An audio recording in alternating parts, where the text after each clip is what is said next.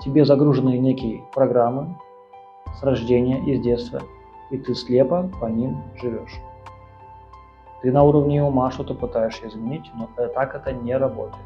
А если и работает, это имеет очень краткосрочный эффект, после которого ты снова возвращаешься в свои старые привычные паттерны и реакции.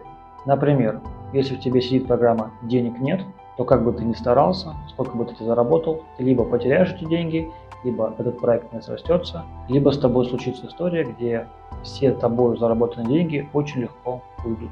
Так вот, если ты поймешь, что ты не есть этот персонаж, что те качества, которые в тебе есть, это не ты, если ты сможешь себя растождествить со своим телом, со своими убеждениями, со своими мыслями и со своим опытом, который у тебя есть на сегодняшний день, ты сможешь перейти на другую ветку реальности, на ту, которую ты сам себе придумаешь.